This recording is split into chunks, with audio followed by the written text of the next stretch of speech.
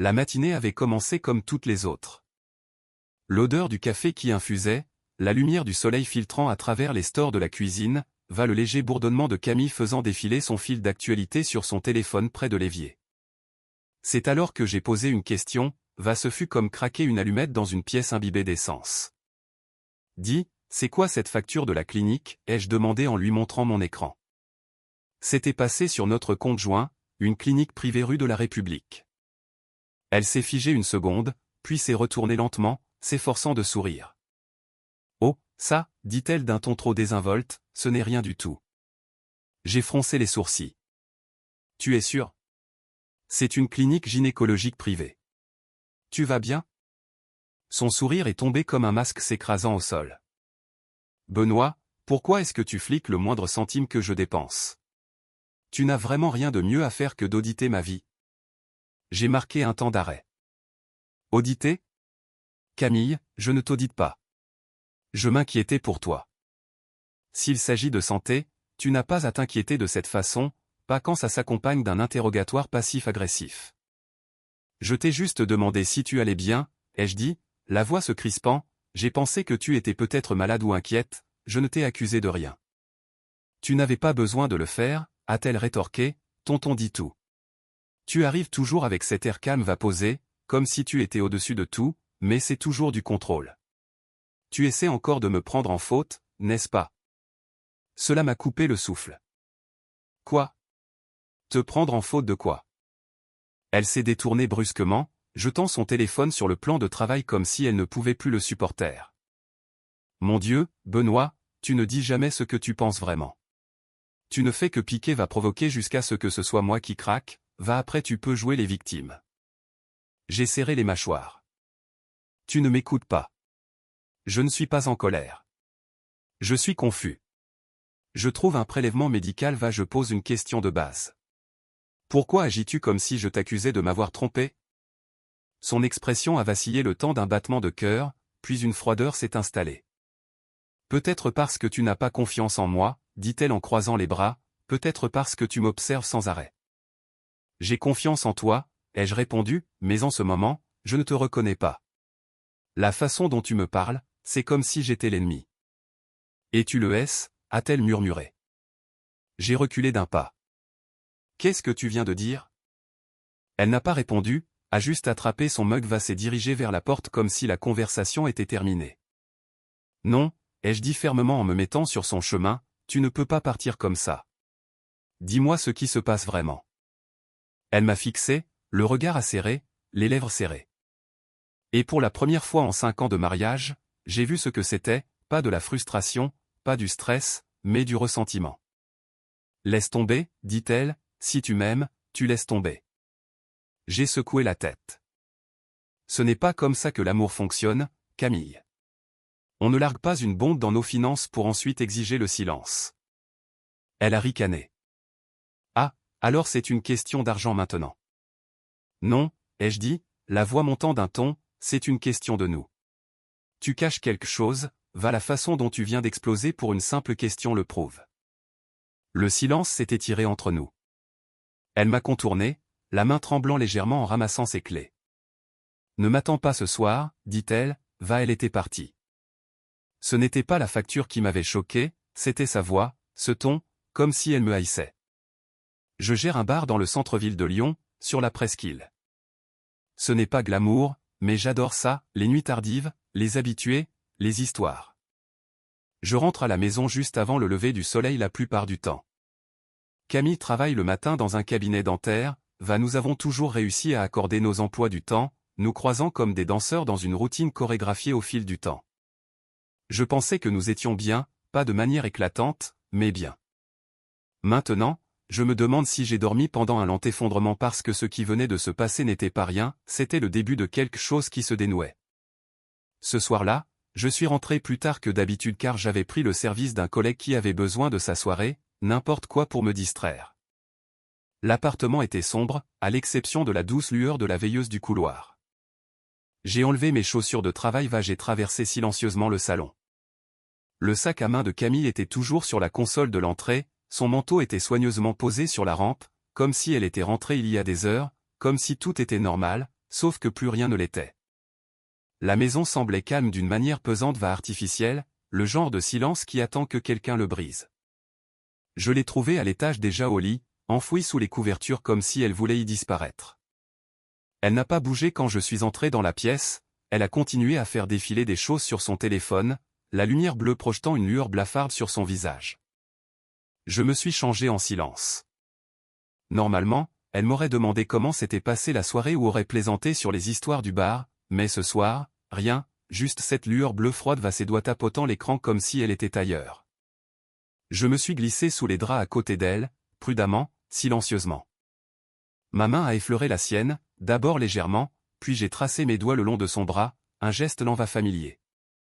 Elle n'a pas bougé. Après un moment, je me suis approché, posant ma main sur sa taille. Ai-je murmuré, la voix douce, est-ce qu'on peut juste oublier la journée d'aujourd'hui? Juste pour ce soir. Toujours rien, puis un soupir sec agacé, elle s'est détournée en remontant la couette plus haut sur son épaule. Benoît, j'ai mal à la tête. C'était tout, 5 mots glacial inflexible. Je me suis figé, pas parce qu'elle avait dit non car aucun homme n'attend un oui à chaque fois, mais à cause de la façon dont elle l'avait dit. Aucune chaleur, aucun soupir d'épuisement, aucune excuse, juste cette voix distante tranchante comme si j'étais un étranger qui s'était trop approché pendant son sommeil. Ce n'était pas un rejet, c'était une déconnexion, c'est ce qui m'a vidé de l'intérieur. Je me suis tourné sur le dos j'ai fixé le plafond, le ventilateur tournait lentement au-dessus de moi, les ombres dansant dans la pièce. Elle était à quelques centimètres de moi, mais je ne m'étais jamais senti aussi loin d'elle. Pouvez-vous imaginer cela? Être allongé dans le même lit que vous partagez depuis des années se sentir soudain comme un intrus. Ce n'était pas seulement qu'elle ne voulait pas de moi, c'était qu'elle ne me voyait plus. Je suis resté immobile, écoutant sa respiration se régulariser alors qu'elle s'endormait, ou faisait semblant. Je voulais croire qu'elle était fatiguée, stressée, que ça passerait, mais au fond de moi, je savais que c'était faux.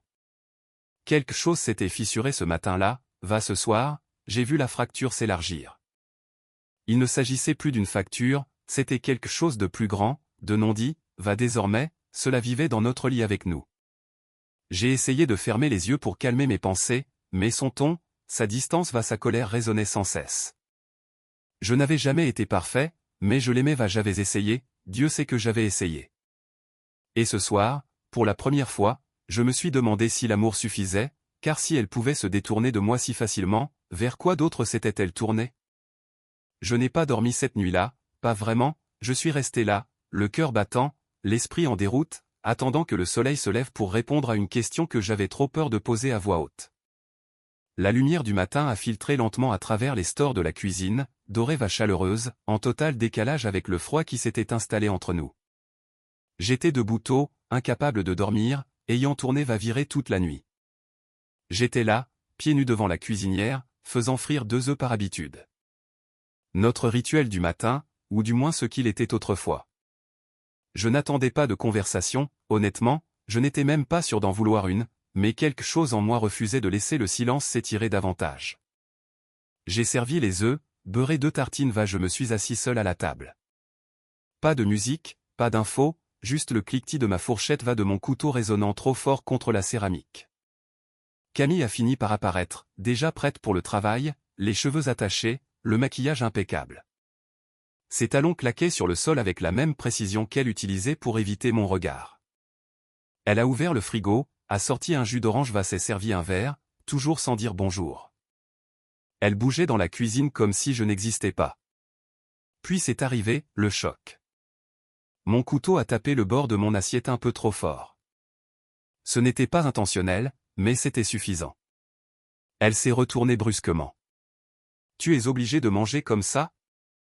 J'ai cligné des yeux. Comme quoi? Comme si tu étais sur un chantier. Tous ces bruits de raclement ces coups de couvert. Il est 7 heures du matin, Benoît. Je l'ai regardé, ma tartine à mi-chemin de la bouche. C'est juste le petit déjeuner. Elle a croisé les bras en s'appuyant contre le comptoir. C'est un manque de considération. Tu sais que je suis sensible au bruit le matin. J'ai posé ma fourchette lentement, délibérément. Tu veux dire depuis hier soir? Elle a levé les yeux au ciel. Je ne vais pas recommencer ça avec toi. Non, ai-je dit en me levant, restant calme, je ne pense pas que tu aies fait quoi que ce soit avec moi depuis un bon moment.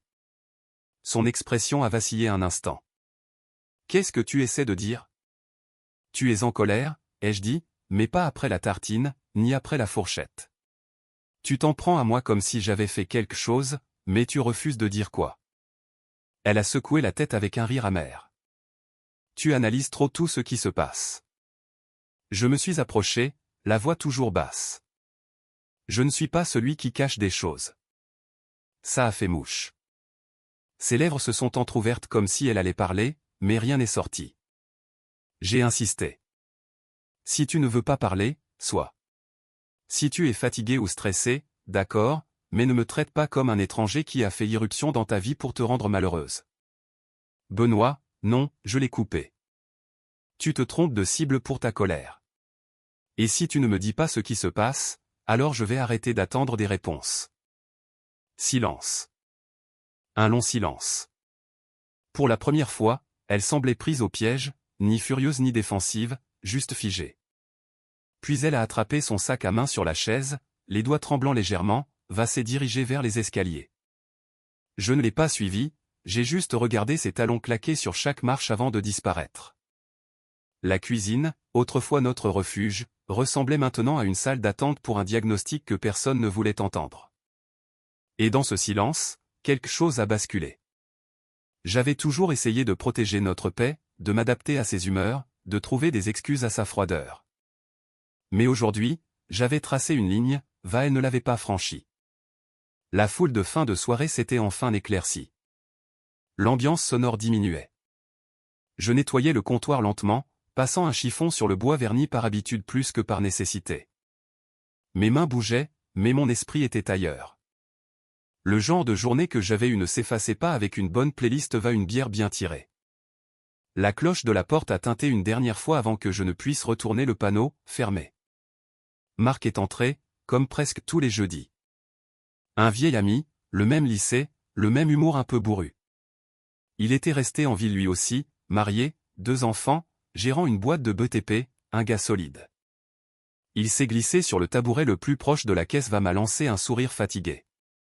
Soirée difficile? Je lui ai servi une pression j'ai haussé les épaules d'un air qui signifiait qu'il n'en savait pas la moitié. Il a pris une gorgée m'a observé en silence. Tu as une mine de déterré. J'ai l'impression de marcher dans un cauchemar éveillé, ai-je dit, m'appuyant sur le bar, comme si je regardais mon mariage s'effondrer de l'extérieur. Marc a haussé un sourcil. À ce point-là. J'ai hoché la tête. Quelque chose a changé avec Camille. C'est comme si elle n'était plus là, même quand elle est juste devant moi. Il a fait tourner la mousse dans son verre. Tu penses qu'elle te trompe? Le mot a frappé plus fort que prévu. Je ne sais pas, mais il y a un truc qui cloche. Elle est nerveuse, hostile, elle cache des choses. J'ai sorti mon téléphone, ouvert l'application bancaire lui et montré le débit.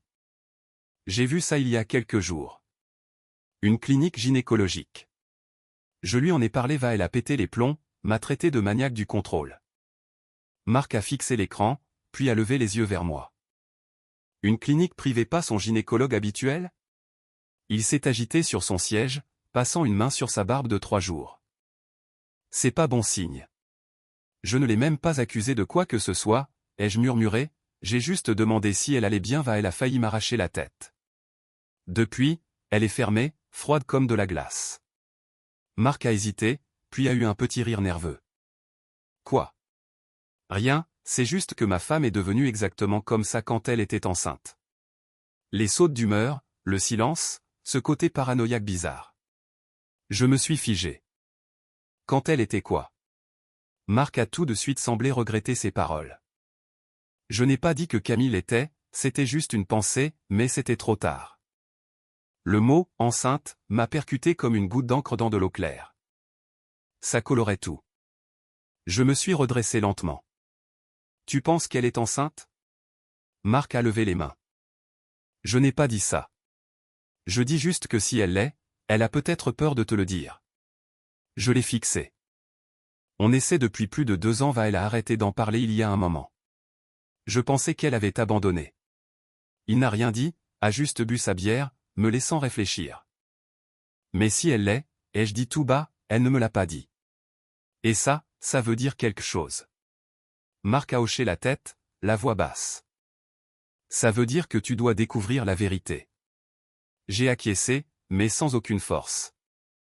J'ai fermé la caisse va éteint les lumières une par une, laissant la pièce sombrer dans l'obscurité. Dehors, le vent d'octobre faisait tourbillonner les feuilles sur le trottoir. Merci pour la bière, a dit Marc en me tapant sur l'épaule en sortant. Je n'ai pas répondu car mon esprit n'était plus au bar.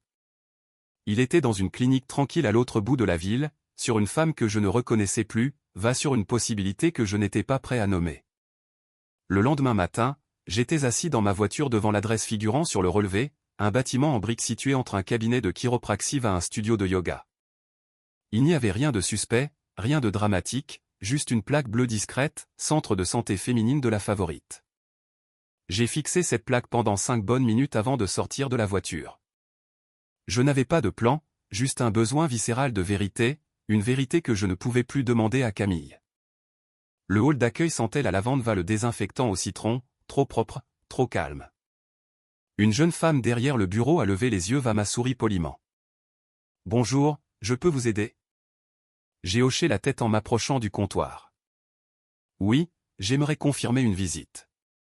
Ma femme, Camille Holt, est peut-être venue la semaine dernière. » Son expression s'est adoucie, mais pas d'une manière réconfortante.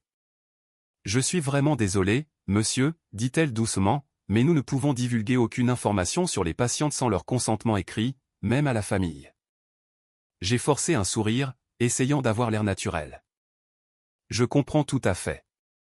Je ne demande rien de confidentiel, je veux juste savoir si elle est passée, c'est tout. » Elle a secoué la tête. « Même cela fait partie des informations protégées. J'aimerais pouvoir vous aider, mais c'est impossible. » Je suis resté là un moment, espérant qu'elle lise ma détresse sur mon visage accepte d'enfreindre les règles. Mais elle ne l'a pas fait. « Très bien, ai-je dit en reculant, je comprends. Bonne journée, a-t-elle conclu avec le même sourire ferme inflexible. Dehors, le froid m'a cinglé le visage. Je me suis appuyé contre le capot de ma voiture, fixant les portes vitrées de la clinique, me demandant si elle en était sortie seule, ou si elle avait retrouvé quelqu'un à l'intérieur. On ne peut pas ignorer certaines pensées une fois qu'elles arrivent, comme le fait que si elle était enceinte, il n'y avait aucune chance que l'enfant soit de moi. Nous avions essayé pendant 2 ans, chaque test, chaque calendrier, j'étais allé à chaque rendez-vous, chez chaque spécialiste. Et quelque part dans ce chaos d'espoir de déception, elle avait arrêté de me regarder dans les yeux quand nous en parlions. J'ai repris le volant suis resté là, les mains serrées sur le cercle de cuir. Une partie de moi voulait l'appeler l'affronter, mais pour lui dire quoi? Salut chérie, j'ai fliqué ta facture je suis allé à la clinique, tu peux m'expliquer? Non, ce n'était pas la solution. Alors j'ai tenté une autre piste. Un de mes amis, Damien, travaillait dans l'administration d'un réseau hospitalier de la région. On jouait au poker ensemble 2 fois par mois depuis 4 ans. Je lui ai envoyé un message simple, « Et, tu penses pouvoir m'aider à vérifier une date de rendez-vous pour Camille Holt ?» Juste la date. Rien d'autre. Les 3 petits points de saisie ont vibré sur l'écran, puis ont disparu. Puis la réponse est tombée, « Benoît, mec, je peux pas. Cet établissement est totalement privé, il n'est même pas dans notre réseau. C'est un cul-de-sac. Désolé. » Évidemment. J'ai jeté le téléphone sur le siège passager. La vérité était derrière trop de portes verrouillées, la femme qui détenait la clé refusait de parler. Je suis resté là, le moteur tournant, regardant les gens passer, des femmes en manteau serrant des dossiers contre elles. Toutes semblaient avoir un but, je me sentais exclu de tout, de la clinique, de mon mariage, des réponses, de la vie que je pensais comprendre. J'avais toujours cru que la vérité finissait par faire surface avec du temps de la patience, mais aujourd'hui, j'apprenais qu'elle pouvait se cacher derrière de petits sourires des plaques professionnelles, que certaines portes ne s'ouvrent pas sans qu'on les force. Quand je suis arrivé dans l'allée ce soir-là, la lumière du perron était allumée. Ce n'était jamais le cas auparavant, nous étions le genre de couple qui laissait tout éteint jusqu'à ce que l'un de nous rentre. Mais ce soir, la maison était éclairée comme si l'on attendait de la compagnie. Dès que j'ai ouvert la porte, j'ai senti l'odeur de l'aérotiva du romarin frais. de la musique s'échappait du salon, du jazz doux, le genre que Camille ne passait que pour les dîners entre amis ou les soirs de réconciliation. Et elle était là, dans la cuisine, portant un tablier bleu marine qu'elle ne mettait jamais. Ses cheveux étaient bouclés, elle était maquillée, le regard brillant. Elle a levé les yeux va à souris.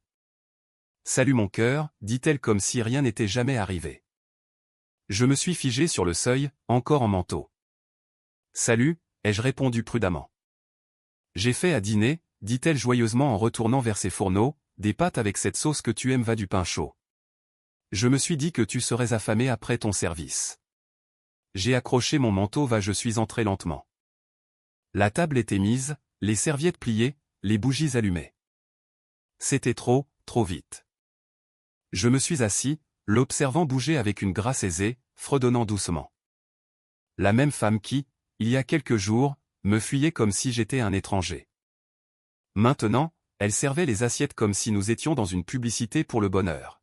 « Tu vas bien ?» ai-je demandé, sans cacher ma suspicion. Elle a levé les yeux, surprise. « Oui, pourquoi pas ?» Je n'ai pas répondu. Nous avons mangé en silence. Elle comblait le vide avec de petites anecdotes sur un patient ou un collègue. Rien de profond, tout en surface, mais j'écoutais ce qui n'était pas dit. Aucune mention de la facture, des disputes, de la distance. Après le dîner, elle a servi 2 verres de vin m'a entraîné à l'étage comme un jeudi ordinaire. Nous nous sommes déshabillés dans le silence familier de la routine. Elle s'est glissée la première dans le lit, s'approchant de moi, ses doigts effleurant mon épaule. « Viens là », a-t-elle chuchoté. Je n'ai pas bougé. Elle a embrassé mon cou lentement, délibérément. Puis sa main a attrapé son poignet doucement et je me suis écarté. « Je suis fatigué », ai-je dit d'une voix sourde, le service a été long. Elle s'est figée, sa main restant suspendue un instant avant de se retirer. « Oh », fit-elle d'un ton trop léger et désinvolte, « bien sûr, pardon, c'est juste que tu m'as manqué. » Je me suis tourné sur le côté, faisant face au mur. Elle s'est blottie derrière moi après un moment, posant sa main sur mon dos. Je ne l'ai pas repoussée, mais je ne l'ai pas cherchée non plus parce que je n'étais pas dupe. Elle ne cherchait pas une véritable connexion, elle cherchait à reprendre le contrôle, à retrouver une proximité qu'elle n'avait pas regagnée. Ce n'était pas de la tendresse, c'était un étalonnage, un test pour savoir quelle part de moi elle possédait encore. Et ce soir-là, je ne lui ai rien donné.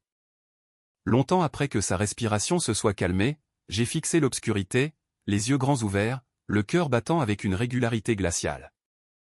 Ce n'était pas de la guérison, c'était de la stratégie, et je savais désormais qu'elle ne me dirait jamais la vérité de son plein gré. Mais ma décision était prise, à partir de cet instant, je ne la poursuivrai plus, je ne supplierai plus pour des réponses. Qu'elle mente en paix, je trouverai la vérité par moi-même. Je ne voulais impliquer personne d'autre dans ce naufrage, mais quand quelqu'un s'enterre aussi profondément dans le mensonge, il faut chercher la lumière là où elle peut encore passer. Le samedi après-midi, je me suis rendu dans le quartier de la Croix-Rousse, devant le petit duplex où vivait sa sœur cadette, Léa. Institutrice, Léa avait toujours été celle qui apaisait les tensions, même lors des pires crises familiales. Elle m'a ouvert la porte avec un sourire hésitant qui n'atteignait pas ses yeux. « Benoît ? Qu'est-ce que tu fais là ? » « Salut », ai-je répondu, les mains enfoncées dans les poches de mon manteau, « je peux entrer ?» Elle a marqué un temps d'arrêt, juste assez pour trahir son malaise, puis s'est écartée. Le salon sentait la cannelle et le propre. « Tu veux un café ? » ?»« Non, » ai-je dit doucement, « j'ai juste besoin que l'on se parle franchement. » Elle s'est assise sur le bord du canapé, les bras croisés comme pour se protéger. « Léa, je sais que tu es au courant de quelque chose et je vois bien que ça te pèse. Je ne suis pas là pour te piéger, mais j'ai besoin de la vérité parce que Camille refuse de me la donner. » Sa lèvre a tremblé, puis elle a laissé échapper un long soupir d'épuisement. « Je lui ai dit de ne pas laisser traîner ça, » a-t-elle chuchoté, « je lui ai dit que plus elle mentirait, pire ce serait. » Mon estomac s'est noué violemment. « Léa, est-ce que Camille est enceinte ?» Elle a hoché la tête, les yeux soudain brillants de larmes. « Oui. » J'ai eu l'impression de recevoir un coup de poing en plein plexus. Elle ne m'a pas dit un mot, ai-je murmuré. Elle a peur, Benoît. Elle n'a pas peur, elle calcule. Elle cherche la moindre faille, elle ment surtout.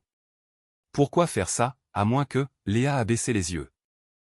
Elle ne sait pas qui est le père, a-t-elle lâché dans un souffle. Le silence qui a suivi était assourdissant. Je suis désolée, a-t-elle ajouté rapidement, elle me l'a dit il y a quelques semaines. Elle a parlé d'un accident, d'une erreur avec un type de son boulot. Rien de sérieux, selon elle. Je fixais le parquet, le sang bourdonnant dans mes oreilles. Et elle a juste décidé de prétendre que tout allait bien. Elle ne savait pas quoi faire. Elle veut garder l'enfant mais elle ne veut pas te perdre. Elle pensait pouvoir attendre que l'orage passe et te faire croire qu'il était de toi. Me faire élever l'enfant d'un autre dans le mensonge, ai-je répété pour moi-même. Je me suis levé, les membres engourdis. Merci, Léa. Tu vas la quitter, a-t-elle demandé d'une voix tremblante. Je n'ai pas répondu, j'ai juste hoché la tête solennellement avant de franchir la porte. Ne lui dis pas que c'est moi, a-t-elle lancé. Le lendemain matin, bien avant l'aube, j'étais assis à la table de la cuisine, fixant mon café froid. À 9 heures précises, je me suis garé devant un centre de fertilité près de l'hôpital de la Croix-Rousse. C'était le même endroit où nous étions allés 3 ans auparavant.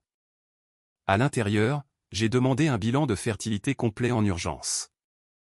Cela a pris moins d'une heure, des formulaires, un prélèvement, et la promesse d'un résultat rapide.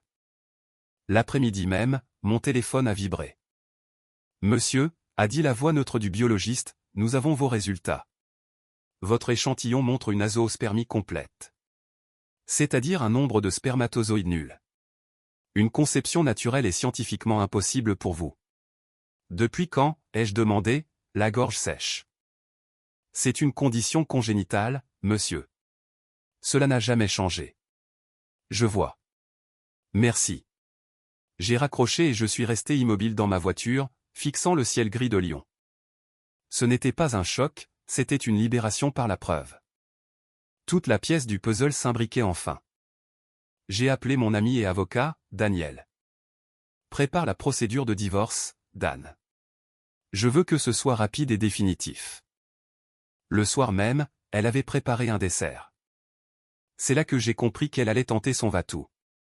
Nous ne mangions jamais de sucré le soir, mais elle avait disposé des fondants au chocolat avec de la crème anglaise, tout en affichant ce sourire figé qu'elle n'avait plus porté depuis des mois. J'ai joué le jeu jusqu'au bout, m'asseyant en face d'elle. Elle a attendu que je commence à manger avant de poser sa cuillère avec une solennité feinte. Benoît, commença-t-elle doucement, je sais que j'ai été distante. J'avais peur de ta réaction, mais tu mérites de savoir la vérité. J'ai hoché la tête, le cœur de pierre. Je suis enceinte. Elle s'est tue, observant ma réaction comme on guette l'explosion d'une mine. Notre enfant, ai-je demandé. Elle a esquissé un sourire fragile. Oui, le nôtre. J'ai laissé passer un silence, puis j'ai souri à mon tour, un sourire qui ne l'a pas rassuré. C'est fascinant, ai-je dit en sortant une enveloppe de ma poche. Je l'ai posée sur la table entre les deux assiettes. Mon médecin m'a appelé aujourd'hui. Il s'avère que je suis stérile depuis la naissance. 0 chance de procréer. Le visage de Camille s'est décomposé, devenant d'une pâleur cadavérique. Alors, à moins d'un miracle biblique, ce bébé est celui d'un autre. Elle est restée bouche bée, incapable de respirer. J'ai déjà lancé la procédure de divorce, ai-je ajouté froidement, mon avocat te contactera demain. Attends, Benoît, non.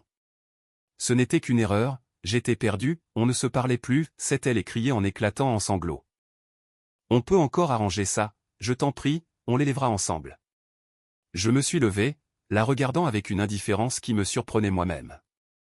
Tu espérais que j'aimerais assez ce bébé pour oublier la vérité. Tu voulais faire de moi le père d'un mensonge.